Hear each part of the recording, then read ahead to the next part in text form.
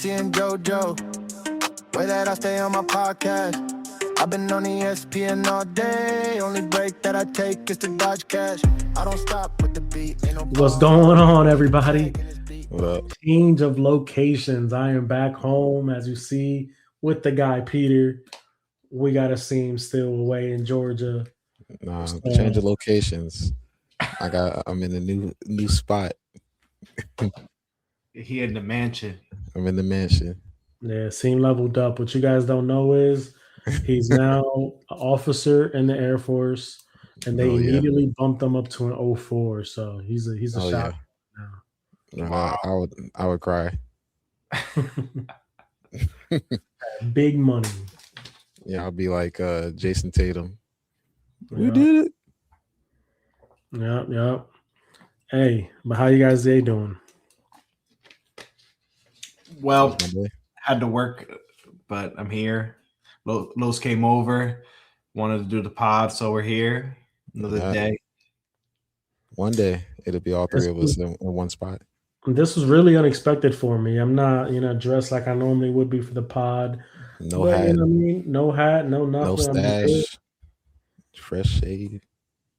I got a little stubble over going. I mean, I haven't shaved yet. Yeah, but I'm on leave, so I'm chilling. You're gonna have that leave beard. It's gonna come in. You're gonna be like, man, this feels normal, and then you gotta shave it off. I know it's gonna suck. Really suck. But hey, look, the reason why we're here and the reason why we decided to do a podcast today was for one reason only: the return of the notorious one, Conor McGregor. You guys notorious. This has been a weird fight card, to be honest. Hasn't been like the most hype, in my opinion. Yeah, for a Conor McGregor fight, yeah. It hasn't, for some reason. Maybe it's because of the absence of him, or maybe the UFC not really promoting it as much. Mm-hmm. But in my opinion, I already haven't had They're promoting it because all I see is Conor McGregor in the feed. Especially not like I used to be, bro. Especially today. They do an interview today or yesterday. He did a media round today. Yeah, or he talking about Khabib, how Khabib did nothing in his career. But mind you, he put him in his top 10 of all time. Yeah. It's crazy. I'm not gonna lie. Khabib is not in my top 10. I mean, I guess it's understandable because he only had 13 UFC fights. But not just that. I don't think he did enough with the title, with his run. Defending the title. Yeah, twice. Yeah, twice against Conor and then Justin. That's it. And then he retired. The way I'm thinking about that now with Khabib is he's one of the biggest what if stories, even though he retired undefeated. He, basically only lost one round in his entire UFC career. As undisputed as he was, it's hard to say he's in the top 3 or the top 5 because then you got somebody like Islam who just has a way better resume than him at this point. So how can I leave Islam out of the top 5? And Islam might crack my top 15 right now. He's still going, so he's clearly climbing. But it's one of those things. Khabib is has taken a massive fall in my rankings because of that. Because he didn't stay in long enough. Exactly. Yeah. Meanwhile, Islam. He does have the one loss that Khabib never had. Khabib always had the undefeated record. Mm-hmm. But you got to see Islam rise through the rankings, rise as a champion, defend the belt, and then do what Khabib never did, which is go up a weight class and then become champion. And now he's looking to defend it against this guy now, Ian Gary. Yeah, think of him for a second. And another thing too is just because Khabib is undefeated doesn't automatically mean he's the greatest of all time. Because I can't put him above somebody like George St. Pierre, and George St. Pierre is lost. Mm-hmm. But George St. Pierre's resume speaks for itself. His title run speaks for itself on like Correct. why people consider him the greatest of all time, or in that top 2 echelon with John Jones as the greatest of all times, you know? So do you think that what has McGregor said was deserved, or was it true? I mean, it's deserved because he's such a great fighter, and I'm sure Connor losing to him the way he did has like a high standard for him. But at the same time, I feel like MMA fighters and their top rankings, they're all like all over the place with it, you know. So I wouldn't believe nothing Connor says because he put himself number 1 on that list. He said he's the greatest of all time. Then Oh man, 2, and then he put John Jones 3, and then he was like, he was on a bender. He put like DC 4 or 5. I will say DC is in my top 5 all time. No, but I'm saying like I'm telling you like how random it was. Mm-hmm. Like Habib was like 8 for him. Islam was like 6 for him, and then he put Alex Volkanovski at 10. Oh no, yeah, he's all over the place. Yeah, like he had like a weird one. Demetrius Johnson was like 7. Demetrius Johnson. Oh my gosh. But he's like, I could be 1, 2, or 3. Yeah. Yeah. So I wouldn't put too much stock into that top 10 that Connor did. He was just talking shit. Yeah, Connor was off that. He also said that he was looking to fight Anderson Silva, and he said that he would beat John Jones in a fight. No, he's smoking crack. He said the only thing John don't got is boxing. He could beat him in boxing. Oh my gosh. The only thing I agree with him is, to me, DC is top 5 all time. His only 2 losses are to like 2 of the greatest fighters to ever do it. Yeah. And like him being a double champion, like just the way he ran through 205. You know, granted, he did never beat John Jones. John Jones is in my top 3 all time. But again, like DC's run is completely legendary. And he did it started in his 30s, right? Yep. Mm-hmm. So in like less than 10 years. I'll say this too.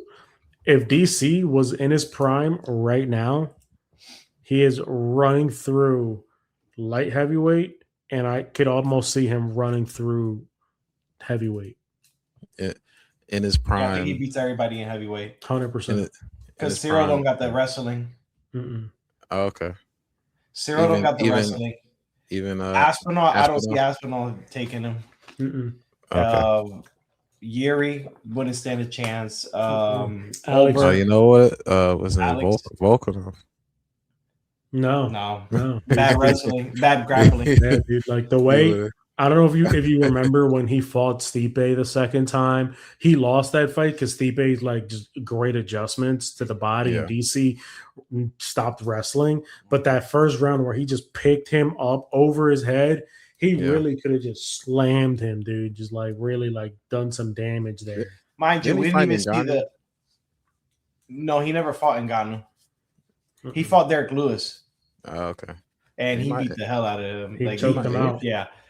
He might have. It might have been a what if. But the crazy thing is the only reason why DC went to light heavy is because Kane was his boy, and he didn't want to interfere with Kane's run at heavyweight because he would never fight him.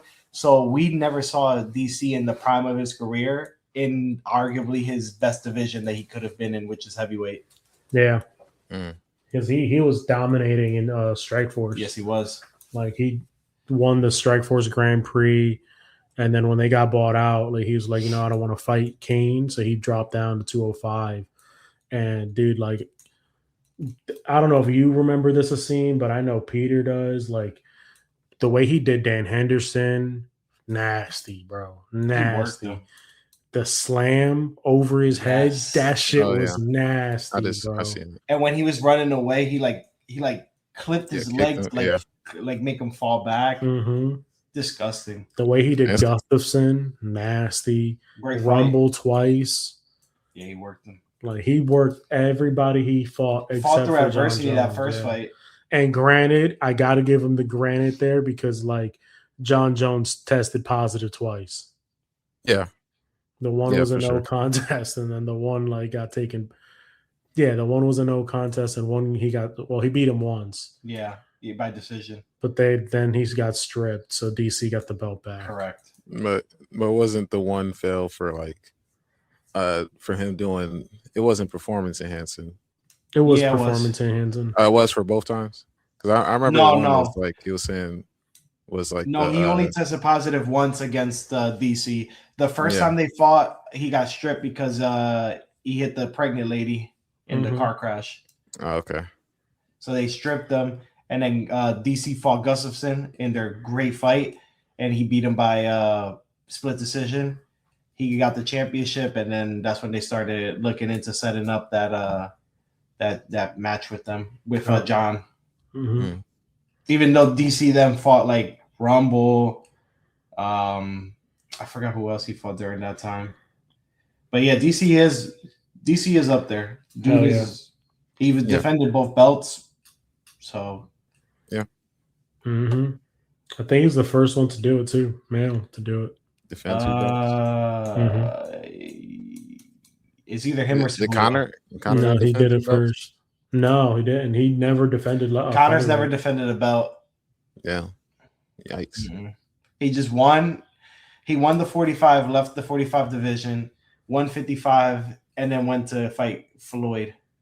Mm-hmm. Yep. But hey, look, since we're talking about the man, let's go right into the card, man. So UFC 329 this Saturday. It's gonna be good. So yeah, we got the main event here. We got Conor McGregor versus Max Holloway. Max Holloway is a minus 205 favorite. Guys, how do we feel about the main event? Go ahead, see. I already said it before when it was announced. I'm like full 100% Max Holloway. I'm like he's been doing this, for so long. 2 years is a long time to be out the UFC. But I would say it's not 5 years. I'm sorry, 5 years is a long time to be out the UFC. Yeah, and from what I see, like coming up with these coming closer to the date, I'm kind of like swaying. The line is swaying a little bit closer away from Holloway. McGregor, he looks good. He looks healthy from the visual. So we'll just have to see if he still has it. If he still got it. But for now, I'm going Max Holloway, even though he was it back-to-back losses. So I think he can. No, just the one loss. It was just the one. Yeah, he lost to Charles. Before that, he beat Dustin for the BMF. Okay, that was okay. Yeah, that was just so far ago. Yeah, I'm going Max. I think he's gonna knock him out. Now, I want to ask you before you finish your prediction. Does it matter that the fight's at 170?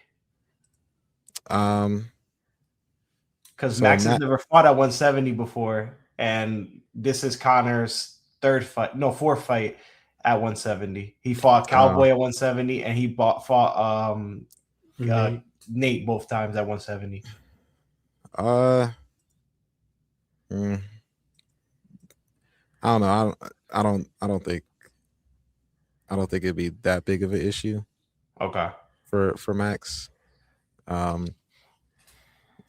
Yeah, we'll see. I don't know how it'll affect his striking, like the speed or power, with that extra weight. But I think he can. I think he'll be fine. Like as far as being comfortable. Mm-hmm. To me, I feel like this fight, Max has no pressure on him. None. As crazy as this sounds. Yeah, there's no pressure. He has no pressure on him. This matchup has all the pressure for Conor. You're 5 years away. How are you going to look after 5 years out of here? This is also your second to last fight on your current contract with the UFC. Now, obviously, to raise your stock and everything like that, you want to be able to get a win. because with a win, you move on to your next fight and hopefully you win as well. Now your stock's at its highest. But if you lose and you lose again, it ain't looking good for you. So that's another thing. Number 3, Conor's coming back from a devastating leg injury. How is the leg going to look? How is he going to be throwing these kicks? We've seen multiple people come back from this said injury and not look the same, like a Anderson Silva, a Chris Weidman. Mm-hmm. So they don't look like the same. They don't fight the same. They're hesitant, so these are big things to really focus on. Not only that, you're fighting a guy that you beat before. Yes, it was like 14 years ago, but guess what? It's a guy that you beat, and a lot of people are expecting you to basically do the same thing, beat him again. And if you lose to him, now it's just like, oh, well, people are going to say, well, he developed, he got better, you didn't, essentially. Conor's got a lot of pressure on him. I don't know if that's really good for him. I don't know if it's really good for him. I know some people thrive under pressure. I don't know if Conor's that person. This is a big moment for him.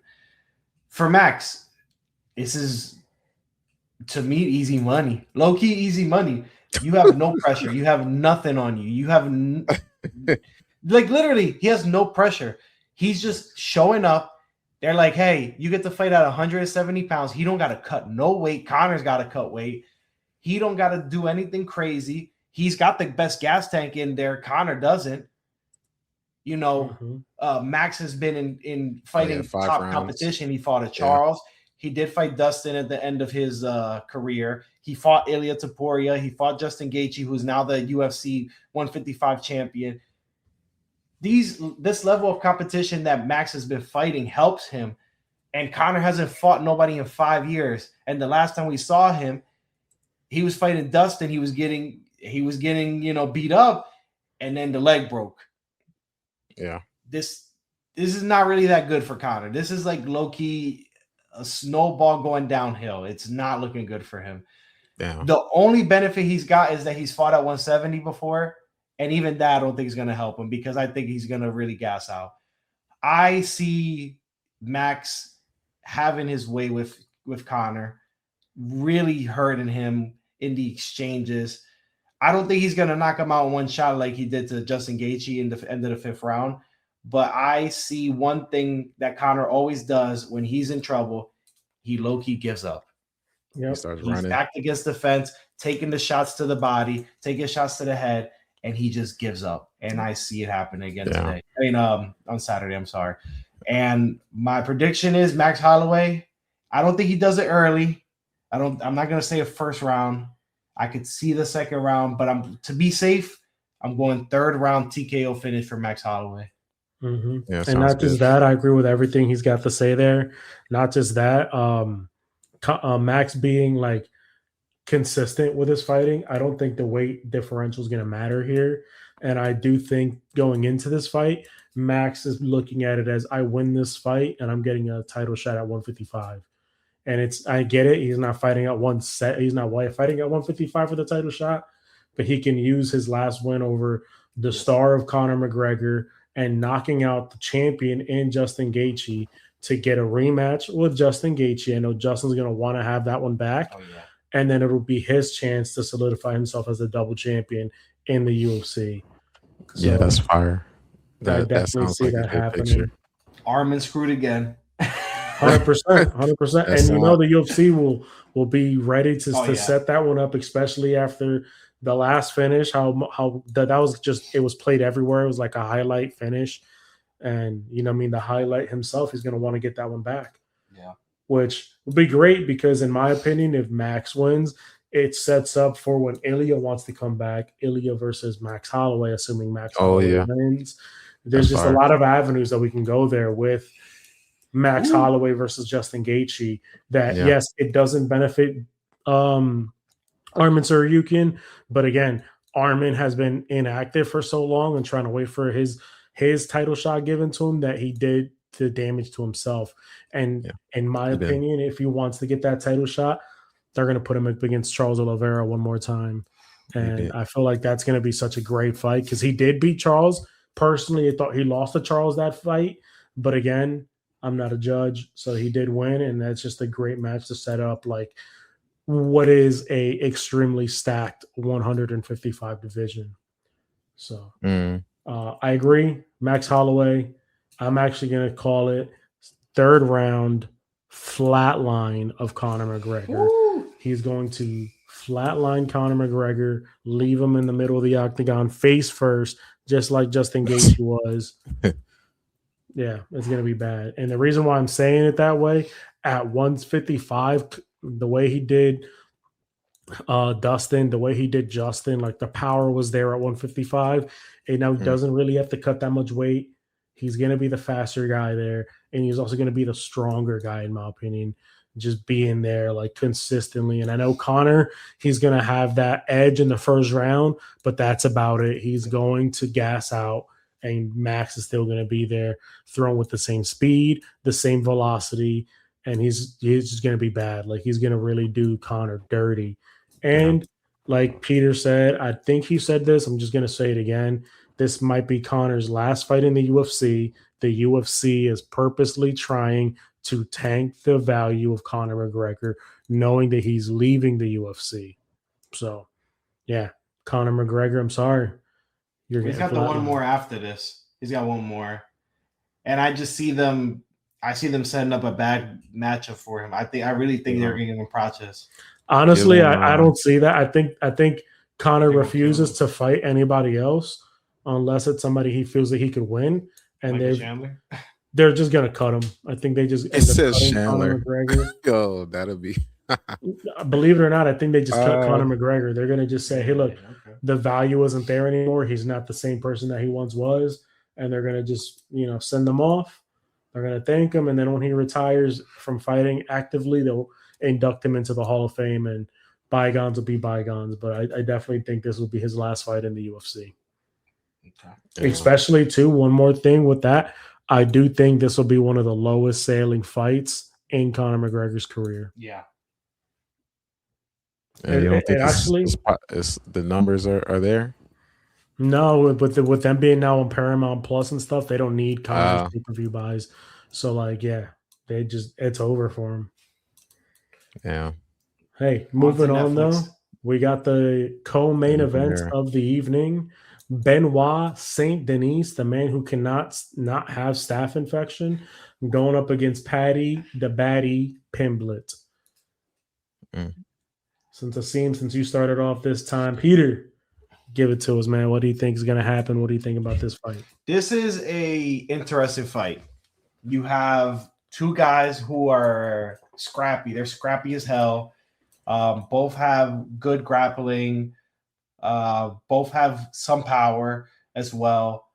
But there's a problem. Benoit Saint Denis is low-key like Yuri Prochazka. Has negative fight IQ as well. This man, I don't understand. He'll start grappling, everything's looking good, and then he'll just start striking, and then just I don't understand. That fight with Moicano, terrible performance by Benoit Saint Denis. Oh my gosh. He literally had the fight in his hands and he let it go. He is stupid sometimes. Now, Paddy Pimblett, he doesn't have the negative fight IQ, actually. He takes advantage of mistakes that opponents make. My only issue with Paddy is how is he going to handle another power guy like a Benoit Saint Denis who does have some power in his hands, because he didn't look too good in certain times against Justin Gaethje. So, again, my biggest question mark here is Benoit Saint Denis coming to fight with positive fight IQ, or are we doing the negative fight IQ? I don't know. The man always has staff, and his cardio is terrible. So he's going to have to do this early. I don't know if he will. Maybe he can. Maybe he won't. Again, all depends on the fight IQ. We're doing predictions right now. If I had to make a guess, if I had to make a pick, I'm going to go with Paddy Pimblett to win by a third-round submission, only because I feel like Benoit Saint Denis is going to do something stupid again, He's going to make a wrong move. The nerves are going to get to him. He's on a Conor McGregor fight card. He's the co-main event. He's got staff. He's trying not to fuck everything up. And I really see him doing something really dumb in there. Having a great first round. I feel like he'll have a great first round. He'll come out in that second round, fight terrible. The tides turn, and now his gas tank is terrible. Paddy Pimblett does have a good gas tank, and I think Paddy takes him out in the third round with a submission. You know, I couldn't say it any better. The fact that they turned out that he has staph infection again, it's like the third or fourth fight now that he's had staph infection for one. You got to shower, my guy. Like right after you're done on the mats, bro, get in the fucking shower, bro. Or like at this point, man, swap gyms because that gym is just not sanitary for you at all. Yeah. It is disgusting. Secondly, we all know how staph infection works. The gas tank will not be the same. And I definitely see Paddy taking advantage of that. He's going to come out a full head of steam here, trying to finish Paddy Pimblett. And I feel like Paddy going through that war that he was in with Justin Gaethje is going to be a lot to take out Paddy. Paddy showed the dog in him in that fight, showed the grit in him in that fight. Benoit's going to have to really just knock his lights out to take Paddy out because Paddy's not just going to quit. And the first grappling exchange that they get into, Paddy's going to take advantage of the gas tank there, and he's going to reverse it, and then he's going to submit him. So I'm actually calling a second round submission from Paddy. And yeah, I think he's going to go on to have a big fight lined up for him with the returning Ilia Topuria. I love it. And I think that'll be around December time. I love it. I love that fight. Yeah, I'm going to go with Paddy. The last fight, I don't know. I was hyped on Paddy up until he fought Justin. Yeah, just the way I don't know. I guess it was just Justin was on a run because the way he was throwing them bombs at this man's face was ridiculous, and that man was not putting his hands up at all. So, yeah, let's hope they go back. They went back to the drawing board and it's like, yeah, put those hands up, counter, and do what you do best. So yeah, I'm gonna go on the side of Paddy. Hey man, honestly, I think like the fight with Justin just made Paddy's stock a lot better because people before didn't think that he could take those types of fights and he can take those type of hits. And him being in there with Justin, and not for nothing, he looked better than Ilia going up against Justin. He did. He survived. He showed the dog in him in that fight that like he's now we can give him the credit and the respect of like, well, no, if it turns into an ugly fight, if it turns into a war, he's going to be there. He's got that grit. He's got that tenacity to actually like be in there with somebody like a Benoit Saint Denis, like a Justin Gaethje. And I'm not going to say that Ilia doesn't because Ilia was in there the whole time. And it sounded like he did want out, but there were moments in there where like he wanted to still be in there, especially when the ref or the doctor was trying to stop the fight. It looked bad. Yeah, it looked bad. He couldn't see it because it was a whole health risk. Yeah, the broken orbital bones, the ribs. It wasn't worth it. It's not worth it. But I think we are on agreement there. Paddy the Batty winning by submission, which is he's actually the underdog there. He's plus 115, so that's something that to be nice to put a bet on. And since I'm in Jersey, guys, I will be Paddy's the underdog. Oh, look at that! He said, "I'm back. We're back, baby." I cannot, unfortunately. So moving on, we got the third fight of the night. I believe it's the third fight of the night. Yeah, it is, and it's the middle of the card. So we're going in order here, just backwards. This is actually a banger of a fight, in my opinion, too. Rematch. We got Corey Sandhagen versus Mario Batista. It is indeed a rematch. I don't think I got to watch the first one because I was in boot camp. So if you could, who won that fight? Corey, I thought so. Yeah, I was in boot camp when they did this fight. So Unfortunately, I missed this one, but I am going to stick with Corey Sandhagen here for this one as well. Only being I feel like he's a more all around fighter than Mario Batista. Mario Batista is kind of like stagnant right now where he's at.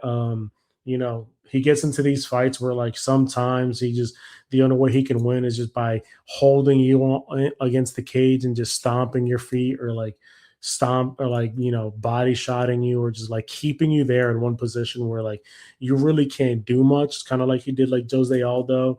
And it's that Kamaru Usman thing where Usman was totally okay winning a fight by just stomping your feet the whole time and controlling you. And I feel like Corey Sandhagen is just not the guy that you're going to be able to control. Corey Sandhagen's going to do everything in his power to get out of every one of those positions. And then when they're striking, he is the crisper striker. He is the better striker. And he's so unorthodox with his striking that he's going to hurt Mario Batista. So with that being said, I do think it'll be a unanimous decision win by Corey Sandhagen. I think Mario Batista is pretty durable, and I don't think Corey Sandhagen's going to be able to get him out in just 3 rounds. If it was 5 rounds, maybe I could see him, getting a TKO finish here. But, 3 rounds, I think Batista is durable enough to survive those 3 rounds, and I think Corey Sandhagen has been putting a lot of work in with the grappling as well, that it's going to just be a really good fight. I think he also has the better gas tank as well. So yeah, I have it a unanimous decision. I think he wins all 3 rounds, and it's going to be a clean victory for Corey Sandhagen to propel him up. I don't think it'll propel him to the title shot, but it'll give him, get him up there back in the elite of the rankings, ready for a top 3 opponent. So yeah, I'm with you. I think that it's going to be very similar to their first fight. I feel like Mario, he's got some sneaky shots. He was able to drop I can't remember his name now. Habib's cousin, I can't remember his name now. I think Umar. He was able to drop Umar with the knee, and that could be something that could hurt Corey Sandhagen too. But that's the only way of victory I could see for Mario. I just think that Corey's too good. He's too technical. And like you said, he's unorthodox. It's tough to really get a read on him, even though they fought already. I just think that I don't want to say easy fight, but I just feel like it's not the hardest matchup for Corey Sandhagen. So I'm going to go same thing. I'm going to go Corey by unanimous. We'll give Mario a round. We'll say 2-3.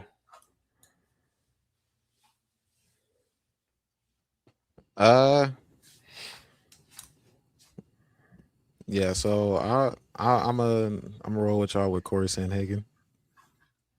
So I haven't seen too much of these fighters in the bantamweight. So I just gotta do a little bit more backlogging with these two. Mm-hmm. All good. You got anything else? I'll roll with the odds. Well, if that's all you got to say, we're going to move on to what I think is probably my favorite fight of the night. Brandon Royval versus the guy's name that I can't pronounce. Lonnie Kavanaugh. Lonnie Kavanaugh. I was going to say Lonnie Ear Kavanaugh, but Lonnie Kavanaugh. So this is actually Loney. My favorite fight of the night. Loney is the favorite at -220. Royval is at a plus 180. So it's relatively close.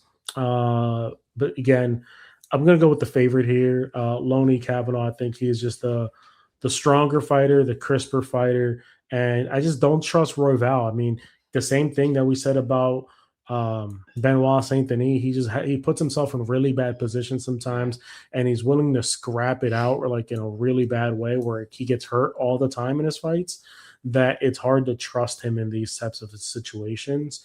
And I don't know. I'm a fan of his, but his fight IQ is so bad. Like he's willing to exchange at the wrong time, and he's really willing to put on a show to his detriment. He doesn't fight to his strength a lot of the times. So I'm gonna give this one to Loney, and I'm gonna give it by honestly gonna give it a 3rd round TKO. I think he's going to get him out of there round 3. And again, I just think it's going to be to Brandon Royval's detriment. He's going to put himself in a terrible position. He's going to exchange with his hands down like he always does, and he's going to get clipped, and then he's going to get grounded, pounded out. And yeah, Loney's going to continue his run, and he's going to be 11-1. Yeah, I like Loney Kavanaugh a lot. After that performance that he had against Brandon Moreno, I was very surprised to see how good this dude's striking is. It's really crisp, really clean. He did a number on Brandon, honestly. And I don't see Brandon Royval as a better fighter than Moreno. So to me, I feel like, yes, Royval is he's a scrappy dude. He's a wild guy. And like Lo said, kind of has negative fight IQ at times because he doesn't really do a lot of setups or anything like that. He's just throwing caution to the wind. Unfortunately, in a fight with Loney Kavanaugh, is not looking good to be like that with a guy that crisp and technical. Again, just like we were talking about with Corey. And this guy does have some power on him. So we do see Royval's chin get tested every fight. He's getting caught. He's getting hit a lot. He's getting hit with 200, 300 shots. You know, his fight with Joshua Van, he finally got dropped, and he almost got finished in that last round. So I like Brandon Royval. I respect him. I think that everybody respects him because he's never in a boring fight. That dude's always down for a scrap, and I feel like people respect him for that. So it's no disrespect or anything like that, but I just don't see him in the same level as Kavanaugh. Kavanaugh looks to me as he could be a possible future champion if Joshua Van is still the champion in this division. If it's Pantoja that's able to win his belt back, going to be tougher. It's going to be a lot tougher. But this is a potential title contender, potential champion. So I have Kavanaugh winning this fight. And I'm actually going to go with a second round TKO. I think that Brandon's going to get caught in that first round. He's going to get clipped. He's going to get dropped. And I think the second round, Kavanaugh's going to be able to go in for the kill. I agree. I'm going to go with Kavanaugh. Yeah, both of y'all basically said it all. Yeah, I have nothing left to fill out for either. So I'm a roll with Kavanaugh. All righty. And I'm going to let you go first here because it is the battle of your guys, the black. Oh man! Oh no! Green versus Terrence get this pod canceled. Rex McKinney. Hey man, under. You are the guy that loves your black people. Man. I oh my gosh! You always, except for the last time where he was going up against Drew Dober. Yeah, you were like, yeah, no, he. Oh yeah. And that was the only time I think I've ever seen you bet against one of your fellow black men. So yeah, my hands are tied now. Drew Dober turns into a different man when he's going up against. Once he sees in person. I'm not gonna say he's a racist, but you know what I mean. Once you see a man of coincidence here is not. The stats just shoot up. Knockout stats just go up. I had a scene King Green versus T-Rex. Yeah, I feel like this has been like the third fight this year watching King Green. He's fought. I think it is this year. He's on a 3-fight winning streak. Oh my gosh! He's on a 3-fight winning streak. Yeah. So right now he's got the juice. He got his black bandana shorts too. He just got them. He doing it for the love of the game right now, man. And not for nothing. He's hot. Don't forget that he's hot right now because he said him and T-Rex they supposed to be boys, and he felt like T-Rex was disrespecting him. Yep, by taking the fight. Oh. Oh, he talked to him a week before the fight got announced, and he told him, "Yo, don't take the fight. We boys in this in the third." And he still took the fight. Oh, so we got some controversy. Major beef. All right. Yeah. I'm gonna go. King Green. Ooh. Yeah, I'm going King Green. He's got. How does he win this fight, Asim? It is most definitely going to be a knockout. Somebody is going to get knocked out. Yeah, absolutely. No doubt about it. Over Uh, and under 1.5. Under. Yeah, always. Yep. Always Under. bet the under with Terrence McKinney. Under. Always. Under. Yeah. Always bet the I'm under. Yeah. Hey, I'm trying to remember the last time I saw Terrence McKinney. I have a feeling he had like a knockout that was like super He crazy. did. Uh, He knocked the dude out in like 40 seconds or something like Yeah. that. It was crazy. Yeah. And he still didn't get a fight bonus. No, yeah. because I think it was in Washington, Yeah. in his hometown. hmm Okay. Yeah. This is it's gonna be a banger. These boys just go scrap. Pete, what do you think? This is honestly, to me, it's a fun fight for how long it's going to last. It's literally going to last like 2 minutes. I don't think it's going to last longer than 2 minutes. These two guys already don't like each other out of nowhere. So I already know King Green's going to go in there with a mission. And McKinney is a madman too. He loves to go for the early finish, and he will throw again. No caution to the win. All caution to the win. He's going to throw. If it was somebody that was more powerful with his striking, I would say Terrence McKinney going to lose. But King Green don't got like low key. He don't got hands like that. Unfortunately, he's a little older. Yes, the power is the last thing to go, but he never had like one shot power like that. He's gonna try to, decisionate it or try to get some submission or a late finish. I don't think it's going past that first round. Like I said, I think it's gonna last 2 minutes. McKinney's gonna go in there. He's gonna go in for the kill. He's gonna do like a flying knee or something. He's gonna do something ridiculous. And I just see King Green just getting slept and going limp. I got Terrence McKinney first round. KO. Flatline. I second this one. I want to root for King Green. My guy Bobby. I'm still gonna call you Bobby. I'm sorry, man, but my man, the fact that I feel like you told Terrence not to accept this fight, something in there is telling me that you low key didn't want this fight, and it's a bad matchup for you. Not only that, McKinney has the reach advantage. So I'm with Peter here, and I'm not saying that you're a bitch or anything because you accepted the fight. You're willing to fight anybody. You're far from a bitch. You're far from somebody who's scared to fight anybody, as your record has shown. I just think McKinney being the younger fighter, the longer fighter, the more explosive fighter, the more complete fighter out of the two, I definitely think that he has multiple chances of getting you out of there earlier. Your chin has been tested multiple times. Although his chin has also been tested multiple times, I feel like he has the power advantage here. Yeah. So I'm going to go Terrence McKinney with a 42-second knockout of King. Oh my gosh. You gotta believe. It's gotta be early. Gotta But hey, believe. don't get me wrong. If it comes down to betting, I'm going to bet a knockout on both sides.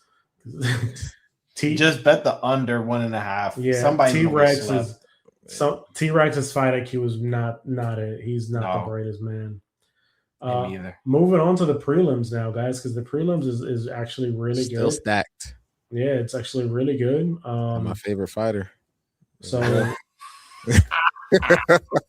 we'll do a quick one on some of the lesser names on the prelims, but we'll talk about these ones that are actually names and well deserving of being the main event of the prelims and then a debut. So we got the main event of the prelims: Nikita Krylov versus the Reaper Robert Whitaker. Make it 205 debut. Yeah, man. Okay. You, Peter, start off for us, man. So I think this is a great matchup for Whitaker to go up to 205. You're facing a guy like Krylov, who is. It sounds bad when I say it the way I'm gonna say it, but like low key, a guy that doesn't have much skills. He's not really big technical dude. He don't got like a lot of power like that. He's also got like negative fight IQ as well. I just think this is a great matchup for Whitaker to go up and weight 205 to test himself, see how it feels fighting at the weight, fighting a guy that's a natural a 205er. because Krylov is big. He's 6'3" from what I see there. He's a big boy. He does have to cut to make 205. But again, I like this matchup for Whitaker. I see him winning this fight. I don't see him knocking out Krylov, even though Krylov doesn't have the best chin. Just because I don't know. Whitaker didn't have really the power at 85, so I don't see him really developing new knockout power at 205. I see him having the same thing, just kind of pop the shots out there and just skating by with a decision victory because he's going to be the quicker guy in there. He'll be in and out. I do like his combinations, the 1-2 with that kick. I love that combination. I see it working here. And I see Whitaker getting that unanimous decision at his debut, 205. Hey man, Asim, what do you got? Yeah, it's been a while since I've seen Whitaker.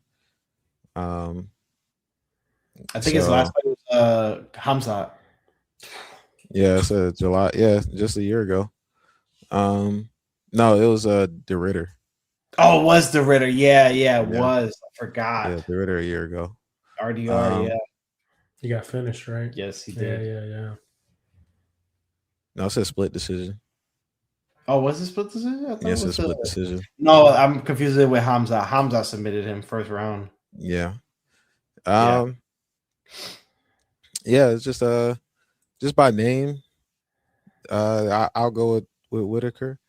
I haven't seen much of Krylov to say much, so it seems like okay. So it seems like it's one of those fights where it's like, all right, here, get you a little practice in, a little session in to get the feel of 205. Mm-hmm. And there's really not much lost or gain if you win or lose. I agree. Because who else is in the 205 division right now? Because I remember one of the divisions is struggling. That's where Oberg is at. Yuri. It's Jerry. Yeah. This is the one where now at 205. Yeah, this is the one where it was interesting, but it was kind of struggling. Yeah. So. Mm-hmm. So Jamal Hill's heavyweight now. Sorry, big boy. Yeah, we'll see if he throws his hat in the if Whitaker throws his hat in the ring, it looks good. He ain't getting a title shot though. You say he not. Well, I know that, but like look good as like what Costa did, and you know what sucks for Whitaker? You imagine Whitaker like he gets a win here, and then it's like, oh, Adesanya decides, hey, I'm going to 205. Then you get Hamzat. He's like, hey, I'm going to 205 too. You're like, what the fuck? These guys are following me. The guys have beaten me. They're following me to 205. I have no success now. Yeah, I think Whitaker also wins this fight. I just think he's the crisper striker, the better striker. And it's only 3 rounds, so I think in 3 rounds he's going to be able to, get used to the weight, get used to where he's fighting at. He doesn't have to really worry about the gas tank. Krylov isn't the best striker. He's not the best grappler. So I feel like Whitaker will do more than fine to just win this fight. And it's just going to be a unanimous decision win. I don't think he gets him out of there. I would love it if he would get him out of there. But in 3 rounds, it's one of those things that I don't really always see happening. What I find funny is whoever is working the UFC.com website has Whitaker. They have mixed match. Yeah, so as soon as you click it, it swaps it. That's funny. The website is a mess right now. Moving on, we've got the biggest favorite of the night, the debut of Gable Steveson versus Elisha Ellison. Guys, I'll make this one quick. Gable Steveson, first round TKO or submission. He's going to have his complete and absolute way with this man. He is being fed to the wolves. And it's not a good wolf because Gabe Steveson is a monster. Yeah. I've never seen this dude, Elisha Ellison, before. I know he has like the one loss in the UFC. Yeah, they They're setting him up for a kill right now. Gable, obviously, fantastic wrestler. His striking has been developing. It's been looking better. I don't see this going no other way. First round TKO, Gable Stevenson. I'm going to go with Gable Stevenson. Asim, do you know who Gable Stevenson is? From what I've seen, he is a big man.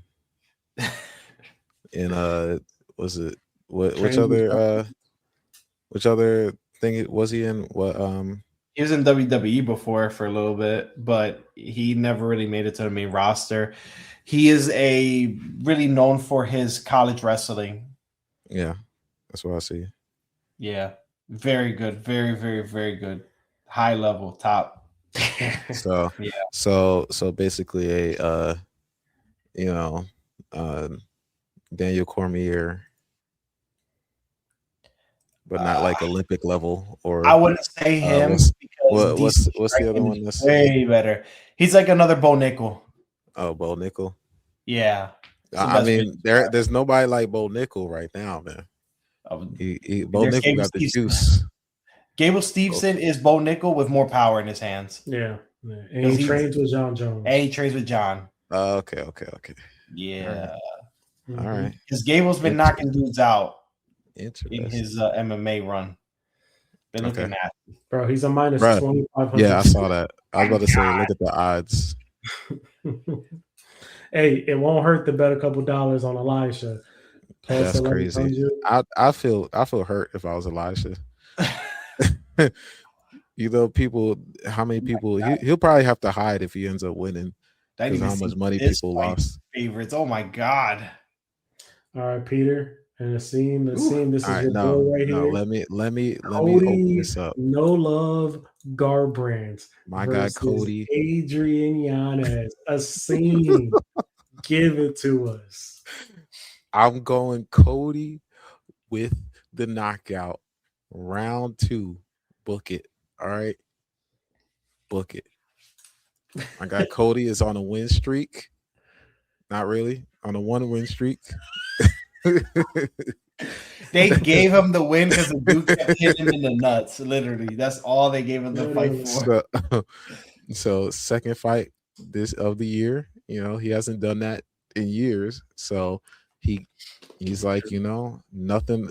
You putting it all on the line, getting back on that horse, and we gonna knock some people out. All right. No Love Cody. Book it. Round 2 knockout. Game. This man's cooked. This man's cooked.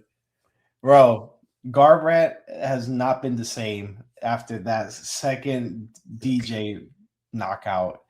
TJ, sorry. He is so hesitant with his shots. It's like he's scared to get knocked out again, and he just doesn't let go of his hands. Like even the last fight, bro, when he was pissed off at the dude, the Asian guy he fought, he didn't even do anything. All he did was a flying knee and didn't even connect. Like, Cody got to hang him up, bro. It's over, brother. You got to go. He should have retired after the Sun knockout. Yeah, that was a great knockout. He should have definitely ended it from there, but he just it's not over. He got the knife tattoo. Listen, he said, I'm a new man. Listen, Yanez, he's got crisp boxing. Again, another guy. There's a lot of people with negative fight IQ on this card. Like they want goofy knockouts from what I see. Yanez has negative fight IQ, but the boxing is crisp, bro. It's really crisp. He's got a nasty jab. He's got hands. He's got some power.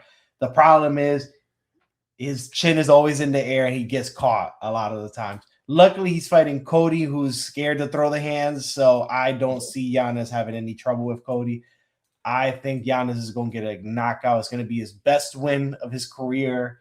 Unfortunately, it's with Cody that's at the end of his career, but I'll have Adrian Yanez getting let me see. Giannis, first round, he's gonna do something crazy. He's First he's round gonna knockout. take his head off right away. First Yeah, round knockout. TKO. Yeah. I agree with what Peter's Yeah. saying. So Cody's like he's been super hesitant, but like he still has the power. The power is the last thing to leave, which makes me want to say that he's going to win because Giannis, he does live his chin on it, his chin up in the air. He has been getting caught a lot more in his fights, and he's also sloppy lately. Like he's not the same Giannis when we originally saw him climbing the ranks in the UFC. But again, the longer fighter, the more technical fighter, and when you have those two aspects in MMA, it's a recipe for success. Both of these guys don't really throw the legs as much. Cody does the knee, but like it's not really something that I can see landing just because Giannis, he's not really like heavy on his front foot. He's really light and like I don't know. It's one of those that when I think about it, this fight could go either way. I do agree it's going to be Adrian Yanez, a second round finish of Cody No Love. I just think Cody's chin is just at this point it's completely not there anymore. He definitely needs to retire, and I feel like the crisp and technicality of the boxing that Yanez is going to present, he's going to stun him with the jab, and he's going to catch him with a hook, a counter left hook or a counter right hook. With Garbrandt just says fuck it and actually throws, and Garbrandt is going to face plant and just hit the ground. I hope that this is it. This is the last time we see Cody because what a fall from grace from having the greatest title fight performance as a challenger I think I've ever witnessed against Dominic Cruz to just what is it like just 5 fights in a row just completely getting finished. It was bad. It was so bad. Like what a fall from grace. That TJ really took it away from him, bro. Yeah. He really took it away from him. Like he needs to, if he wants to stay fighting, he needs to see a psychiatrist. He needs to just talk it out, bro. Like he just won. He got a W, man. Bro, that was not a win. That was a pity win. Yeah, man. I'm surprised he's even. He was losing that whole fight, bro. Well, I want to ask you guys though: over or under? Cody shows up with a new tattoo. Oh man! Oh, yeah, man. definitely. He's definitely coming with something new. The man's been coming in with a new tattoo every fight. He's running out of place to tattoo. Man. Bro got to tattoo them eyes so he can't see no more and he can't fight no more. He needs to go home. Man. So we'll move on. This fight will be quick. I don't really know either fighter. We got Luke Riley versus Kai Kamaka III. I'm just go with Kai Kamaka III. I like the name. That's a pretty cool name. Because of the name. Yeah, man. The odds don't say that. Hey, it is what it is. These are two like wild guys too, low key. I'll go Luke Riley to get the knockout, but this is another one like low key. Anybody could get a knockout. All right, but that man, what's his name? Luke Riley is 13-0. Mm-hmm. Oh wow, so he's a wild boy though. Gotta mean something. Mm-hmm. Yeah, he's a wild boy though. Like it's gonna be a banger. So I think you're going with Luke Riley as well. Yeah, I'm going with Luke Riley. Word. All right. Well, moving on to everybody's favorite female fighter and everybody's dream UFC crush, Tracy Cortez versus Wang Kong. Pick 'em fight indeed. They're both -110. Yep. I'm gonna go with Tracy Cortez. I can't root against you, girl. Crazy. Can't root against her. I'm going Wang Kong. Yeah, I'm going Wang Kong. She is on a what is it? A 4-fight win streak? Yeah, I'm going Wang Kong. She's a scrappy girl. She's scrappy. And she could defend some takedowns and stuff. I don't see Tracy having success in anything there because she don't got power. The grappling ain't really that good. So I just don't see her skating by with a decision. Tracy, I can't root against you, girl. Listen, just like you told me with Cody over under. I'm over under Tracy Cortez comes with a new man to this fight. Oh, over. Tracy, she ran through. Oh no. Come with a new man. Ran Was this through. the Did was this y'all the one see that was did y'all see the Neon interview where the dude's like he's like the chat is shows the characteristics of the streamer, and then they let the chat go on the car, and they get in the chat goes Alex Pereira when he was hitting this chama chama chama chama. Oh my gosh. And Tracy just started dying. That girl's something else, man. it sounds like she don't have a career outside the UFC. She's an attractive girl for sure, but as a fighter, she's just He said don't do much. Nah, not really. Don't move the needle. Nah. 12-3 ain't bad. She lost to Rose and who's that? Blanchfield. Yeah.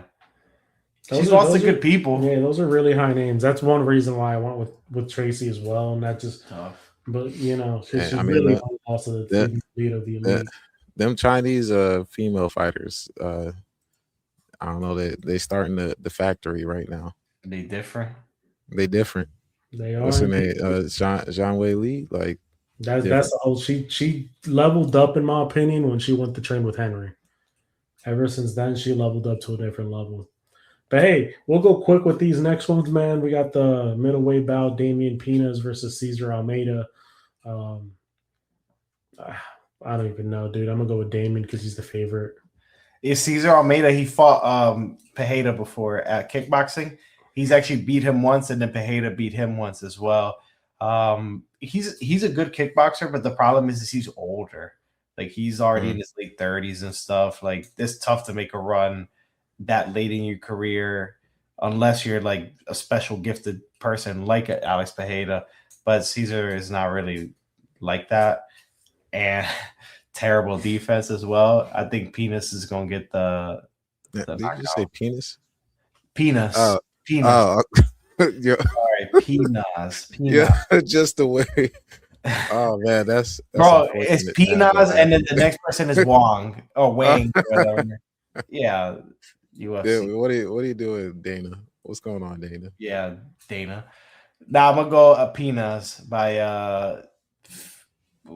first round finish TKO.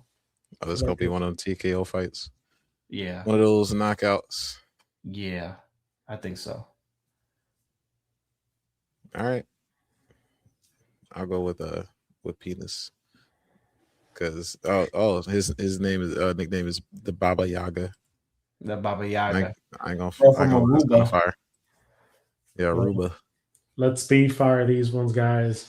Farid Basharat versus John Garza. I'm gonna go with Farid Basharat. Yeah, Garza took this fight on 6 days' notice, so he unfortunately I just don't see him winning this fight just because of that. I don't know who he is. No one has no photo. There's no photo. Brother even got the photo. He took this fight on 6 days' notice. I'm sorry, Farid is gonna beat you. Damn. We'll say decision. Oh, it's his debut. That's why. Yeah, but he took it on 6 days' notice. That's what I'm telling you. 6 day notice debut. Yeah. Wow. Okay. You cook. Hey man, I like those odds. 500. Put the money where your mouth is. Then I'm sending it. Upset. I'm sorry. One, we got Ryan Gandra versus Zachary Reese. Another sort of a pick'em fight. I'm gonna go with Zachary Reese here. Now I'm getting to the point where I don't know these guys. I have no idea who these guys are. I'm just gonna pick Ryan Gandra because he's the favorite. That's it. I like the fact that this guy, he's the heavier fighter and he's the longer fighter. So his nickname is Problema. Hey, you want to hear something crazy? Out of all these fighters, there's only one fighter that's on a multiple fight losing streak. You know who it is? Only one fighter on the whole card is on a losing streak, technically. Robert Whitaker. No. He was on a losing streak, though. No. There's only one. I'm trying to think. I don't. Is it McGregor? It is McGregor. McGregor's the only one on a losing streak. Like more than one fight. That was a curl off for you. There you go. Yeah, fight history. Saturday might be the day. The streak ends. If it does, the chaos that will it will do. I was right, yeah, because he lost. So it's Whitaker and Connor. Dang. And two names that haven't been brought up in a while. I think we only got one more fight. What's this? And I don't know who these guys are either. Again, Costa. Yeah, I don't know this guy either. Costa's brother and Cody Durden. Oh, I do know Cody Durden. Cody Durden is ass. I'm going with Costa. I do know Cody Durden. 18, garbage, 18 10 and 1 is like the most made record. No, garbage, bro. At that point, bro, retire, man. There's a new career for you, man. Alessandro Costa's winning the submission. He's a Brazilian. This the one where you're doing it for the love of the game. 18 10 and 1. You doing it to collect your paycheck. Live your life. Oh my god. Get KO'd. Get your 50K. And go home. Go Call it a little vacation. Over, gang. Yeah, it's over, gang. But hey, look, let's try and be a little bit on the quicker side here since we finished with this. I'm gonna give you guys the floor. I know you guys wanted to talk about two absolutely awful albums. Oh, who wants to go first? Listen, let me go first. Let me just get this out the way. Let me just. There you go. All right, listen. I listened to a project by the name of Experiment. Project created by now I can't think of his name now. What the heck? Ken Carson. Thank you, Seem. Ken Carson created this project called Experiment. I've heard Ken Carson before. I like some of his music. I did not really like too much his last project. I like a few songs on there, but not really the whole project. So I see the project called Experiment. So I'm expecting, he's going to go out of his comfort zone. We're going to get some experimental stuff, similar to JPEG Mafia did with his project and stuff. Bro, it's just generic trap music, bro. Like, I don't get it. Like, gang, like we got Future, who's like 45 years old, and he's reinventing himself. He's coming up with new sounds. Like, bro, how are you 20 something years old? You saying that you're doing experimental or experiment rap, and you're just doing the same thing you did the last three projects, gang. Like it was bad. It was really bad. Like, I was listening to it and I was just like, what the hell am I listening to with some of these bars? I'm in shock with some of these things. Hold on. Let me see if I can find it before I even. Oh, no. Here, let me see. Hold on. Let me go in here. Yep. So he said, check this out. These are the bars. First song is called Where Do I Start? Where do I start? We was together like Pangea. How we grow apart. Jump on my boat. Let's go across the sea. Yeah, this is Noah's Ark. Everything I touch turn black. I'm the darkest dark. Everything you touch turn whack. You're the biggest mark.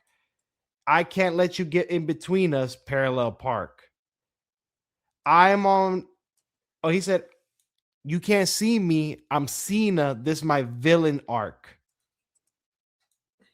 Okay. All right. Brother. Little slight bar, but the one here it is. The way I fuck these hoes, I swear to God, I could have been a bang bro.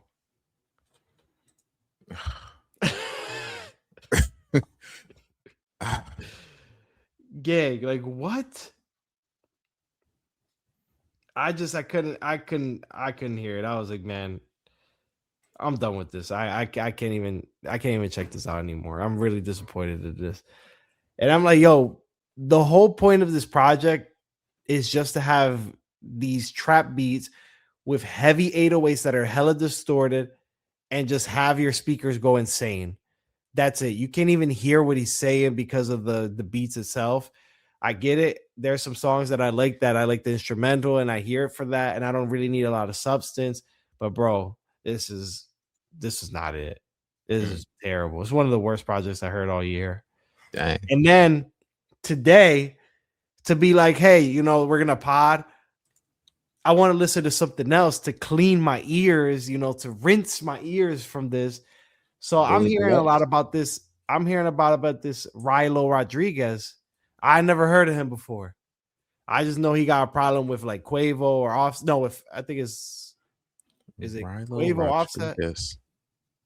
Yeah, Rilo Rodriguez. What? Yeah. So I heard his project called Skate. It was just as bad. It's terrible, man. Like I don't understand, bro. I'm just like, what is going on right now with these projects, man? Like I can't stand this. Let me see if I can find some bars that he also said. Rilo Rodriguez. I think I heard 3 songs. I was like, I can't even hear this either. Said Oh no. I just looked at a lyric. Said she told me put my pride aside, but I ain't Frank Ocean. Oh, man, that was bad. Yo, like what? That was so bad. Wow. Yeah, bro. These people are bad, man.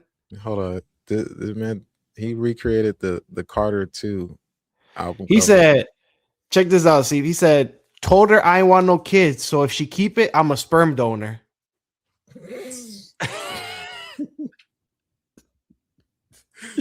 Where people be coming up with this stuff, bro? Yo. They be chat GBT in bars, man. Yo, like what? I was just like, what am I listening to, bro? Ho tried to post the messages, ain't got no clout. She a nobody. What the fuck is that supposed to even mean? My lawyer grade A telling me what to say. He a ghostwriter. They cut up. Well, hold on, let me see. They cut a 8K up, called it a Drake like Adonis' father. Oh man. He said, I put on jewelry to watch my ops lose like Dylan Brooks. He lived 19 years to die. It's a fast end like Ramadan. So are these? So what is he? Is he from the South? I think he's from Atlanta too. So Atlanta rapper. Are these? It's like a trap album, trap beats.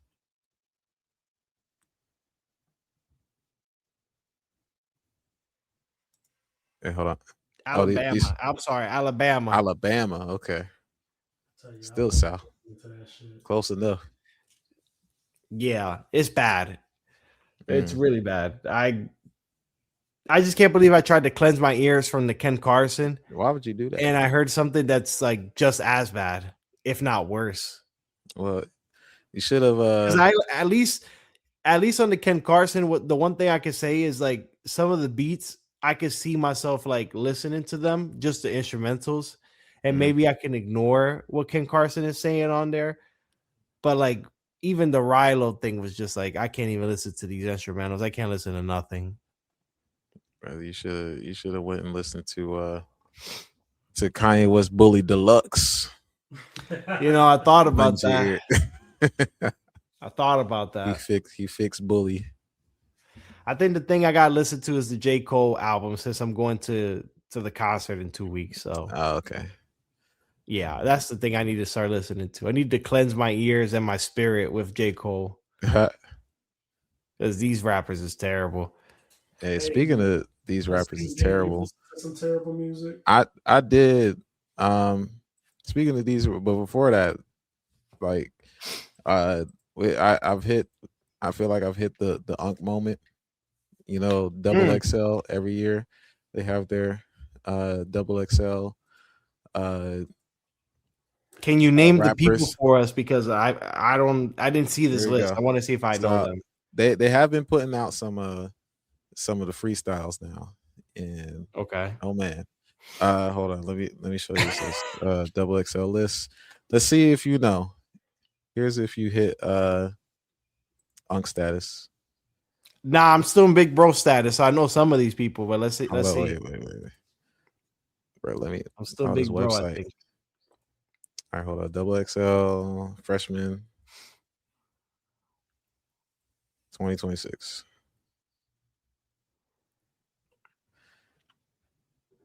All right, let's just say if you don't know more than 3, then you've hit Unk status. Okay. Oh, I'm in old status, bro. Let's hear these names. Go So ahead. we got 12. We got Chris Patrick. Never we got heard of him. Belly Gang Cushton. Never heard of him. We got Slayer.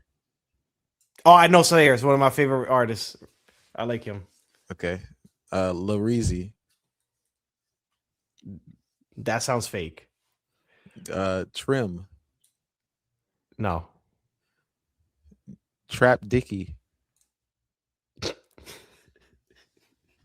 I don't know. All right. This game. Babyface E. No. Hurricane Wisdom. YK Niece. No, I don't know these people. Skrilla. Nope. I've heard the name, but I don't listen to it. So Camo. Got one for. Oh, I love So Camo. Yeah, it's one of my guys. That's 2 for me. Miles Minnick. No. I'm on, bro. You Unk Peter. But I got two of the whatever. I thought, I might have meant more than, if you knew more than 3, you not Unk. If you know less than 3, then you Unk. I'm on, bro. The only artist there that I really like is Slayer and So Camo, and the person that I think that has the most potential to have I could say, I guess, mainstream success is So Camo because of his sound. I think his sound is really good. You know what? I've heard of Miles Minnick because he's a Christian hip hop artist. Oh, look at Doing that. something different. And DJ Drama is the DJ for this one. So I guess I at least know that. See, So Camo is from North Carolina. Okay. Yes. The one Trim, she put out the freestyle and word for word, bar for bar. I know like Belly Nicki Gang Minaj. Cushington. I actually know who that is. So I know 3. Belly Gang Cushington. Yes, I know who that is. I think I've seen Chris Patrick. I think they did like a freestyle when they did that. It was one of those places they did like a cipher, and Chris Patrick was on it. All right, so yeah, the freshman class, we have hit Unk status. Oh, I'm on status. But to go, let's continue on with the what I actually listened to. I listened to the YG, the Gentleman's Club. Oh, okay. Yeah. This is interesting. Yeah, it was a interesting album. That's to say the least. Okay. This one he was doing a more personal album, introspective. Talking about it, about what's going on in his life. How he feels about gang banging and the decisions he made with spending money and being with women and insecurities and all, everything. I don't know. It's to me when I first heard it, production wise is not bad. The album kind of, it has some highs and some lows. It has some things that are kind of like, raise your eyebrow. But I don't know, at the end of the day, I don't think it's something I would go back to. Okay. Going back to listening to it, again and go over it. It's kind of like he tried to do his own version of Mr. Big Steppers. Oh, Mr. Morale. Mr. Morale, yeah, Mr. Morale and the Big Steppers. But like Okay. his own like kind of version on it, kind of, and he had a lot of songs where it's like a lot of storytelling. Yes, that's what I heard. Yeah, a lot of storytelling songs. One with the Hitman where it has like a whole thing with the twist of him trying to hire a hitman. The one single that he came out with Insecure, where it was with Jid and Absol. Where they all, talk about their insecurities. What about the song? And Los hasn't heard this project at all, right? Los. Oh man, I haven't heard the project either, but I heard one song. What'd you think about the song that he talked about the tranny? Is Tiffany? Yeah. Yeah. I mean, at first with no context of it, you're kind of, the song is going, you're seeing where it's going, and then when it got to the twist of like, oh, this is a trans woman, and yep, I don't know, it's just like that second half was just like, where are we going with this kind of thing? It was to me, it's an interesting concept, but coming from possibly the wrong person to say that message and song.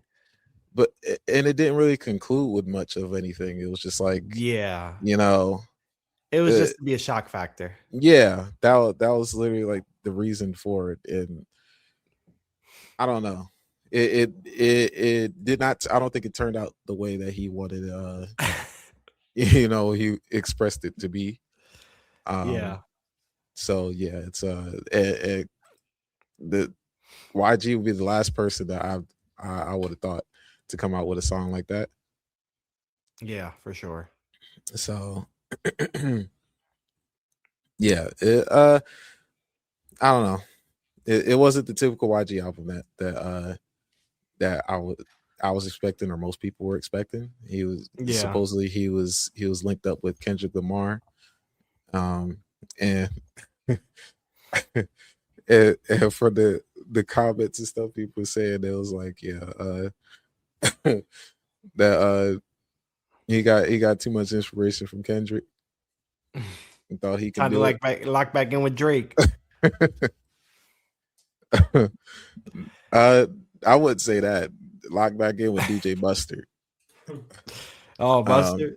Yeah. Okay. So, yeah, he had like two Hitman song. Yeah, Hitman song and Ready to Die with the response. Yeah, it wasn't. Yeah, the features, they weren't really doing it. Tyler feature was all right. Pusha T with OMG, it was kind of extremely repetitive and kind of phoned in from Pusha T, unfortunately. But yeah, Carlos, if you want to check it out, go and check it out. He said that. Peter, if you want to check it out. I'll check it out. I want to listen to it. I want to see if it's really that bad. Yeah, go through it from top to bottom. And go ahead. Yeah. I believe y'all when y'all say these things are bad. Man. Carlos, just at least listen to Tiffany. That's what we're gonna. I listened to Tiffany. Oh, you did listen to? I'll listen to it. Oh, you'll listen to it. All right, listen to Tiffany, and come back next week and tell us your thoughts on Tiffany. So, like, what the hell? I don't know if you guys got anything else for music that you guys want to talk about. I have been listening to a lot of Barney. Barney. Oh man. Yeah, the son, when he starts crying, we put Barney on next, he just stops crying. He's glued to the TV. So Oh no. yeah. But look, if that's all you guys got to talk about, I got one thing I want to talk about. All right.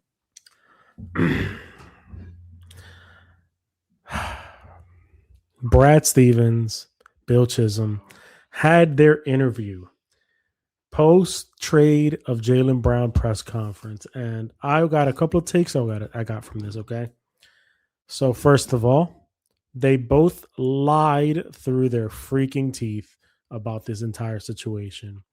They said that by trading away Jaylen Brown, it gave the Celtics optionality, more optionality to be a more diverse team, even though Paul George is making the same amount of money as Jaylen Brown. And the only reason that they did the trade was because he has 2 years left on his contract instead of 3, and they didn't feel comfortable having 70% of the cap being tied down to 2 players. And then they use teams like the Thunder and the Knicks, for example, who have, 40% of their cap tied down to like 4 or 3 players. So with that, I guess I can understand the concept here. But by trading for Paul George, you gave yourself no optionality because he's going to opt back into his contract. He's going to be there for another year. Now, the whole time when they're talking about optionality, okay, bullshit is all I heard coming out of his mouth, and he couldn't really justify the reason for this trade. Most of the time, when a team, say, let's go back, the Mavericks, when they traded away Luka Doncic, Nico Harrison stood there and said that he felt by making his team more defensive minded, the team would become better. He doubled down on the reason why he traded Luka Doncic. He's wrong. He can be wrong. He has his own opinion, though. So with that, it's something you can at least somewhat respect. He wants a more defensive-minded team, so he felt by trading for Anthony Davis, he gave himself that defensive option. Okay, you're wrong, but you still gave us a reason that is somewhat valid because Luka Doncic's defense is really questionable. You couldn't do that in this press conference. You even said word for word out of Brad Stevens' mouth, he's not sure if this was even the right move to make. If you aren't sure that this is the right move to make, why make that move to begin with? So then they went on and they talked to Bill Chisholm, who is now the new part owner of the Boston Celtics with 6th Street, his financial backer. And they asked him, if this was just a salary dump, that you didn't want to just pay Jaylen Brown. He took a second. He looked around because he had to think about his answer. And he said, no, the Boston Celtics are going to put out the best team possible. And if that means spending more to put the best team out there, he's willing to do so. Again, another lie through his fucking teeth. Because if you're putting the best team out there, wouldn't the best team out there include your finals MVP? What was he, 5th or 6th in the MVP voting? All NBA player that you've homegrown in Jaylen Brown rather than bringing in a Paul George? You lied through your fucking teeth. If that was the case, you would not be mad at going back into the second apron or back above the first apron to make a competitive team, knowing that you're having Jason Tatum come back, that you're having Jaylen Brown come back, both in the prime of their careers, both, yes, on Supermax contracts, both, yes, tying 70% of the salary cap, but still giving you the best chance to win. But instead you didn't. You gave us a 36-year-old Paul George who's at the tail end of his career, and then you don't pay Jaylen Brown the contract extension that he wants. If that was the case, you would have been okay trading Jaylen Brown for the better player in Giannis Antetokounmpo and giving Giannis the 2-year contract extension that he wanted. But again, you don't want 70% of the cap tied between 2 players because you don't feel comfortable going into that first or second apron to make the team as best as possible. So by you saying that, you looked into the camera, we can all see it in your eyes, you are lying through your fucking teeth. And all I got from this press conference is it wasn't a Brad Stevens call. This was a Bill Chisholm and 6th Street call. And they don't give a damn about the fans. They don't give a damn about the team. They just looking at the money and they're looking at the return on the dollar that they did by investing and buying the Boston Celtics. It is a spit to the face. And then when Brad Stevens said he's lost sleep over this trade, that he feels bad for the fans over this trade, and that he apparently bought Jaylen Brown jersey. So yes, he's also feeling this. It all shows that Brad Stevens had no say in this. This was the ownership group, and I guarantee you next offseason, they're going to do the same thing to Jason Tatum. You think Tatum's gone? I think he's gone. And Tatum even spoke about it too. He spoke about it publicly. He had no idea about the trade. He wasn't happy about the trade. So now, in my opinion, he's a player who's now going to be losing trust in the organization, going to be losing trust in the ownership group, going to be losing trust in Brad Stevens because he's on a Supermax contract and he sees the direction the team is going. Dang, so I've had weeks to settle with this. I have had time to think about this, and I'm doubling down on what I've said. If this is the direction the Boston Celtics are going to go in, count me out of it. It's literally Timberwolves again. We seen what happened with the Timberwolves, and now Celtics are like, yeah, that's exactly what we want to do. It's a spit to the face of the fans. It's a spit to the face of the organization. It's a spit to the face for Brad Stevens. And I feel bad for Brad because he said it without saying it. Like he's losing sleep over this trade. He's losing sleep on the fan part of this trade, but you're also losing sleep because you realize that you put the team in a worse position. And you are a former head coach. You can't justify this trade. You couldn't justify the trade on the mic. You couldn't justify this trade to yourself. And this was just a decision made by the ownership group. And you work for the ownership group. You don't work for the fans. So to keep your job and to keep yourself in good standings with the ownership group, you made a decision that you knew was not correct. Dang. I mean, if you as a coach, you can't just be like, I'm up and leaving for this bad decision. Listen, your job is in jeopardy now. If I'm Brad Stevens, I'm looking at the ownership group and I'm telling them, hey, I don't feel comfortable making this move. This is not a move that's going to win basketball. This is not a move that's best for this decision. We either go back on this decision or we have to trade Jaylen Brown. We give him his contract extension. We piece things up with Jaylen Brown because he is a player that still, after everything, has not requested out, wanted out, and is willing to work with us to fix this bridge that is burning. And if not, I am happily will resign. And I promise you tomorrow, I will have a new job with a new team as the general manager because my credentials speak for themselves.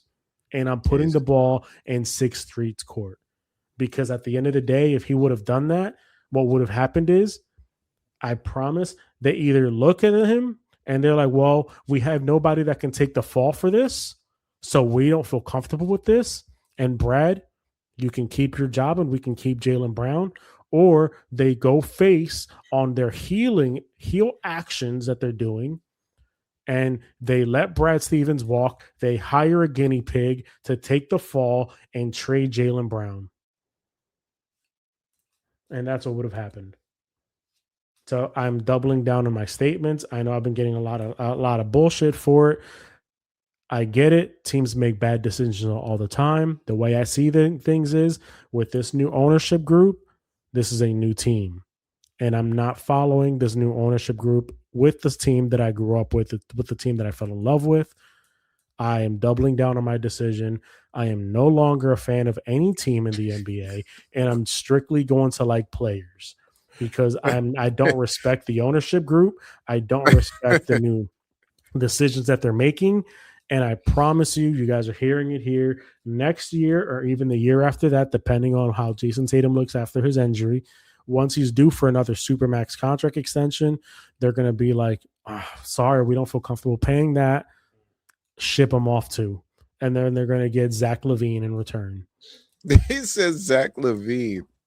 And they're going to justify Zach LaVine being just as good of a He said scorer. Zach LaVine. It's a bad decision. It is. And the new ownership group doesn't care. What they care about is the return on the dollar. Not Zach LaVine. We're out of all the basketball players. That's the first name that pops in his head. Listen, That's all I got to say. Listen, I think the biggest problem is not the trade itself. Again, if you want to trade, fine. You literally had a trade in place for Giannis. It was going to happen. He just wanted that extension. You decided not to give it to him for whatever reason. Okay, fine. But you had the Trailblazers that were willing to do a trade and give up a bunch for Jaylen Brown. You had trades that you could have done. You had the Hawks that possibly could have did something. You went and chose to trade him to your division rival, your arch enemy, who's going to face you 4 times a year in the regular season, and they're going to see you possibly in the playoffs too. Why would you do that? You're literally lighting a fire under Jaylen Brown's ass. You're telling him, hey, you're so insignificant that we don't care that we're going to see you all the time because we're going to stomp you out or you're not that good of a player. Bro, why? Why would you do that? Just send them to the next division or the other conference. Like at that point, you never give your opponent an advantage. And at this point, I don't care what anybody wants to say about analytics, about numbers. I know our friend Zub was trying to say that Jaylen Brown is basically Rudy Gay. I don't care what you want to say. Jaylen Brown is a much better basketball player at this point in time than Paul George. It's simple as that. Anybody saying that they'd rather have Paul George on their team than Jaylen Brown, you're smoking crack. Like I said, the only reason they made that move isn't because Paul George is a good player or a better player or will keep us as competitive. It's because his contract essentially ends in this year or next year, and they don't want to pay another player that much money. So they're willing to just take the money off the books faster or than keeping younger players that are going to also be due for max contract extensions. Mm-hmm. This is a blow up of the team. That's what they're doing. They're blowing up the team now before it gets too expensive for them. And they, like I said, they're looking at the return on the dollar. They want to make their money back for buying the team.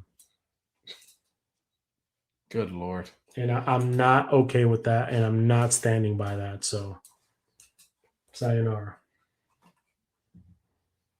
Jeez. Yeah. Asim, any comments you got to say regarding that? I mean, it's official. Sixers officially have. Well, it's official. Jaylen Brown. Official.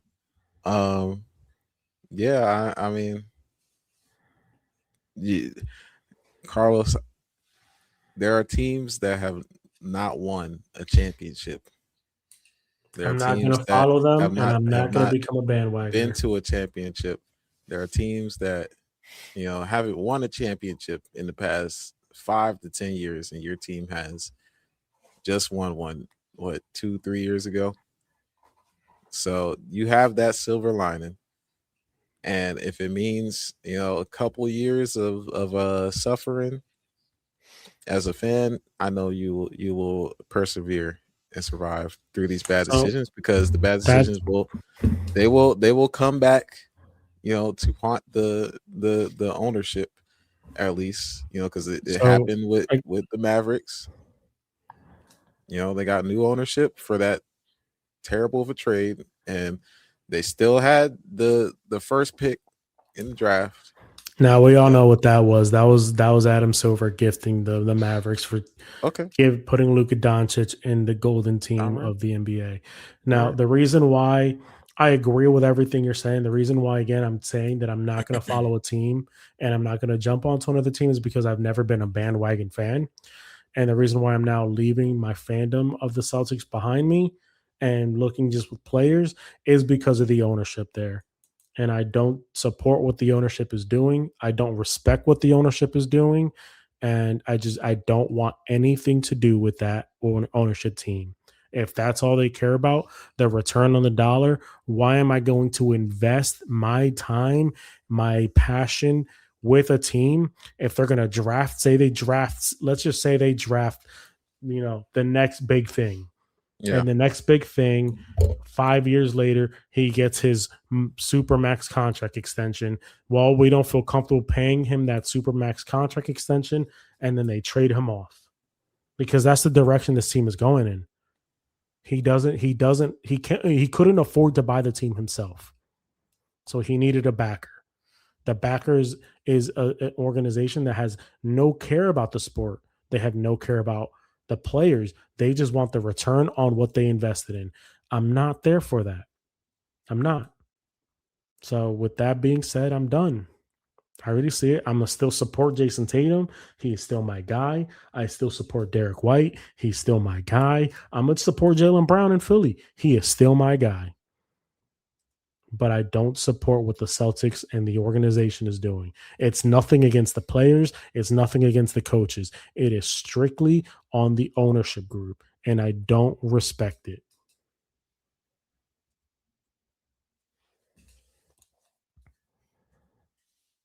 It's simple as that. It's simple as that. You got every right to be mad.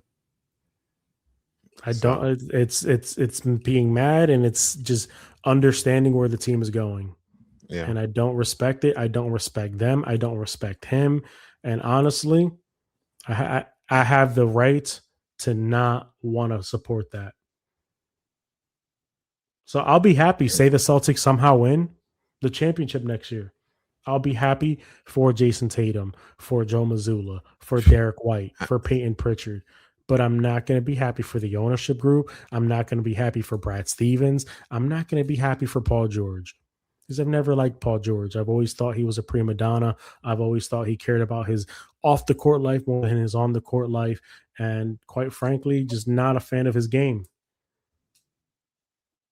Say Jaylen Brown brings a championship to Philadelphia this year. Say Jaylen Brown and LeBron. For Jaylen Brown. I'll be happy to see him host another Finals MVP trophy. Shit, I've been public about I like Joel Embiid. I'd be happy to see Joel Embiid finally get there, finally get a championship. I'll be happy for Tyrese Maxey. Y'all heard me this year. I was a big VJ Edgecombe fan. I'll be happy for VJ Edgecombe. Say LeBron James goes to a team, wins a championship with said team. I'll be happy for LeBron James because I have the utmost respect for LeBron James. It's that simple. I'm going to just like players. So that's where I stand. That's where I'm going to end my case here with. It's nothing against the players. It's nothing against the coaches. It's just strictly the ownership, and I don't want to deal with it. So with that being said, guys, you guys got any other comments you want to say? No, I'm good. I'm going to say the FIFA World Cup is a work for Argentina. Them taking back that goal was crazy. What other happenings happened that I want to talk about? Yeah, I think that was it. Yeah, I'll be watching the World Cup and the UFC. Shout out Erling Haaland. Oh yeah, Haaland. Yeah, Haaland. Yeah, every game this year. Yeah. Haaland is a monster. No problem. And Mbappe too. Oh yeah, Mbappe. Shout out him. And shout out my fucking Patriots, baby. Oh, actually, before we end, I do want to talk Asim and Peter. Peter, you're the new guy with football. I know we didn't get to talk about this in the group chat. I know Peter or Asim, you said you had no problem with the list, but they put out the top cornerbacks earlier. So we just want to run that out here real quick. So it was 70 NFL executives. Where's the post? Yeah. So 70 NFL executive coaches and scouts ranked the top 10 cornerbacks heading into this year's NFL season. In order, we have Patrick Surtain, Derek Stingley Jr., Christian Gonzalez, Devon Witherspoon, Trent McDuffie, Quinyon Mitchell, Denzel Ward, J.C. Horn, Sauce Gardner, and Cooper DeJean. Guys, what do we think? I have to. I don't know. I don't know about Sauce. I feel like they can swap Sauce with somebody.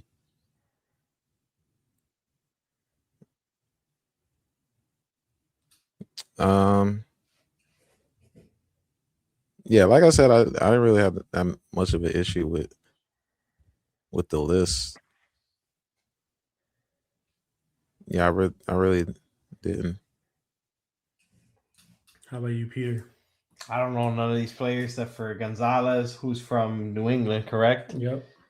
Dijon, who's from the Eagles, and is McDuffie from the Bucks? He's now on the Rams. He was on the Bucks before. No, he was on the. He was on the Chiefs. Okay, and I don't even know who Pat Surtain is. I ain't gonna lie. He's the best. He's like the number time. one. Yeah, bar none. So that's a definite for sure that they got that right. Okay. Surtain I mean, is like number one. Like I said, I don't really know a lot of these players, so I guess it's okay. I don't know. Yeah, I thought it was interesting that they had Quinyon Mitchell at 6 and Cooper DeJean at 10. I feel like Quinyon, in my opinion, is a little bit better than some of the other people, but he just doesn't have the name value of some of the other people there. And I think Cooper DeJean should be definitely higher than Sauce Gardner. I think Sauce, after the trade to the Colts, really fell off, and I think Cooper DeJean is just a really good cover corner, a safety, good in the slot, good at tackling. Like, he does a lot of things better, in my opinion, than Sauce Gardner. But isn't it crazy? We have two corners. We drafted 2 corners. It's insane. Eagles. Both of them about to be due for contract extensions, so and they will be paid. How we will make it work. Let's hope so. He will get it done. Hard to do with the strictness of the NFL salary cap. So, but that is not for a conversation for this year. That is a conversation for next offseason. Moves will be made. We know that. One last thing: those same 70 executives, they announced the top 10 pass rushers heading into this season, and we have number 1 from the Los Angeles Rams, Myles Garrett. Makes sense. Number 2, Micah Parsons. Number 3, Will Anderson Jr. of the Houston Texans. Parsons. Number 4, Max Crosby. Number 5, Aiden Hutchinson of the Detroit Lions. Number 6, Danielle Hunter of the Houston Texans. Number 7, TJ Watt of the Pittsburgh Steelers. Number 8, Nick Bosa of the San Francisco 49ers. Number 9, Brian Burns of the New York Giants. And number 10, Nick Bonito of the Denver Broncos. What do we think, boys? Is that just this 2026? Yep, heading into 2026. Just of in the NFL for 2026. Heading into 2026 is how they have them ranked. Okay. I know you had said something about Micah Parsons. It says here, Parsons is so good on the field that he jumped a spot in the rankings despite suffering an ACL tear in December. The tape is that good. Parsons' metrics are the separators, providing a glimpse into how he can eventually catch Myles Garrett in the voting. Parsons finished second in pass rush win rate, 24.6%, despite facing a double team percent of 37.8% of the time. Nearly 8% of his points higher than the next closest player in Myles Garrett. I mean, I guess we'll see this year. It's just I didn't see it enough before he got hurt. I agree. I think what stood out to me with this list was the Houston Texans having 2 people on this top 10 and very highly ranked. Number 3 with Will Anderson Jr. and then at number 6 with Danielle Hunter. I think that's because Texans defense was legit elite. It was a problem. Up until it was just their offense that Stroud just was a net negative for them. Defense did everything they could, but Stroud did not help them win at all. Yep. So they got all the pieces they need on defense. So it makes sense.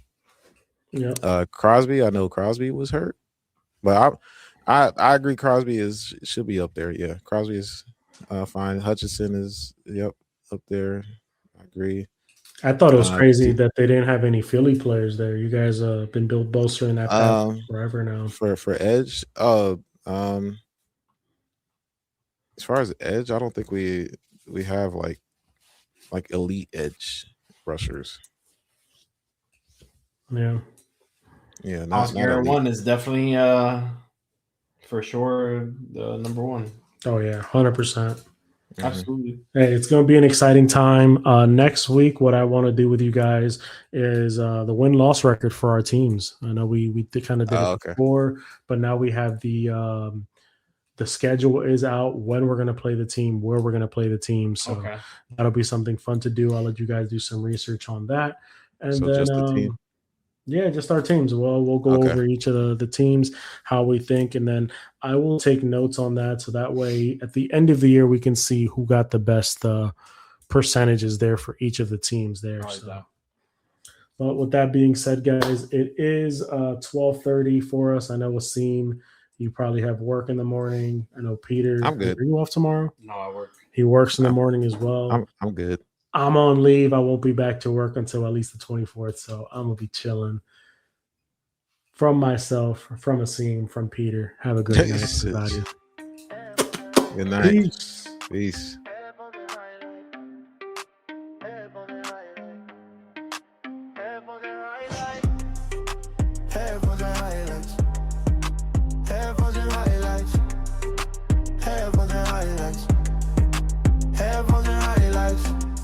Call me Casey and JoJo. Way that I stay on my podcast.